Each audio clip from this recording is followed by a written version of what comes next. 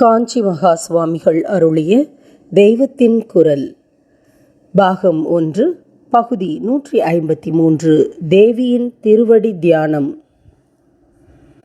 படைத்தல், காத்தல், அழித்தல் என்ற 3 கிருத்தியங்களை செய்வதற்காக ஒரே பரமாத்மாதான் பிரம்மா, விஷ்ணு, ருத்ரன் என்று 3 ரூபம் கொள்கிறது. கிருத்தியங்களுக்கு ஏற்றபடி அந்தந்த மூர்த்திக்கு குணம், வர்ணம், ரூபம் எல்லாம் இருக்கின்றன. இந்த 3 என்ற வட்டத்தை தாண்டும் போது இம்மூன்றுக்கும் காரணமான ஒரே பராசக்தி எஞ்சி நிற்கிறது. அந்த பராசக்தியான துரிய 4ஆம் நிலையில் நம் மனதை முழுக்கினால் சம்சார துயரிலிருந்து விடுபடுவோம்.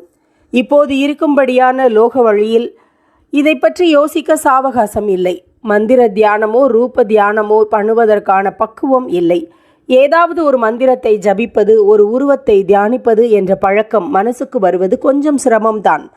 ஆனாலும் முதலடி எடுத்து வைக்கத்தான் வேண்டும். நம் மனசுக்கு ஹிதமாக ரஞ்சகமாக இருந்தால்தான் முதலடியை வைப்போம். அப்படி அத்தியாத்ம மார்க்கத்தில் ஹிதமான ஒரு முதலடி இருக்கிறது. அதுவே அம்பிகையின் திருவடி. எவ்வித சிரமமும் இன்றி எவரும் தேவியினுடைய சரண கமலத்தை தியானிக்க தொடங்கலாம். அந்த சரணாரவிந்தத்தின் அழகையும் குளிர்ச்சியையும் நினைத்துவிட்டால் அதில் தானாக மனசு நிலைத்து நிற்க பழகும்.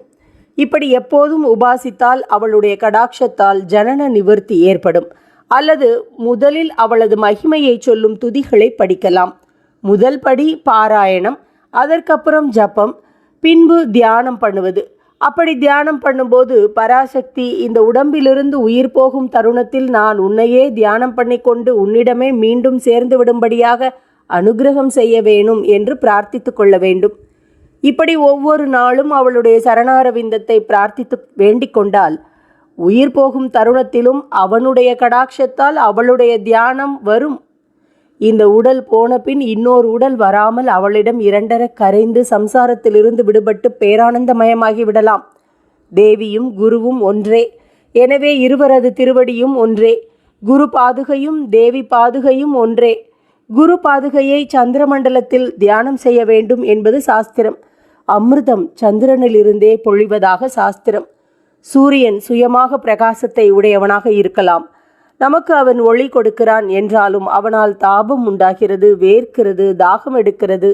அம்பாளுடைய பிரகாசம் நமக்கு ஒளியும் கொடுக்கிறது, தாபத்தையும் நீக்குகிறது.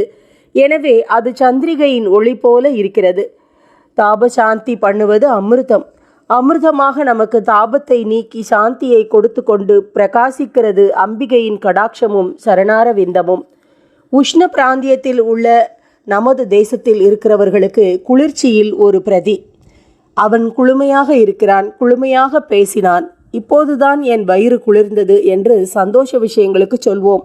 மேல் நாட்டவர்களுக்கு இது நேர்மாறாக இருக்கிறது. அவர்களுடைய பிரதேசம் ஒரே குளிர்ச்சியானதால் அவர்களுக்கு உஷ்ணந்தான் இன்பம் அளிக்கும். அவர்களுக்கு கோல்டு என்றால் நம்முடைய எண்ணத்திற்கு நேர் விபரீதமான அர்த்தம். சரியாக வரவேற்காவிட்டால் கோல்டு ரிசப்ஷன் என்பார்கள். நிர்தாட்சண்யமானவனே கோல்டு ஹார்ட்டட் என்பார்கள். நமக்கு சந்திரகிரணம் மாதிரி தாபத்தை நீக்கி குளுமையை கொடுத்து ஆனந்தத்தை அளிப்பவள் அம்பிகை. அம்பிகை சந்திரமண்டலத்தில் வாசம் செய்வதாக பல இடங்களில் சொல்லியிருக்கிறது. நமக்கு இன்பம் கொடுக்கிற பெருநிதி அவள்தான். அந்த சாக்ஷாத் பரதேவதையின் சரணத்தை தியானம் பண்ணி சுத்தமாகி நித்திய க்ஷேமத்தை, ஆனந்தத்தை அடைவோமாக.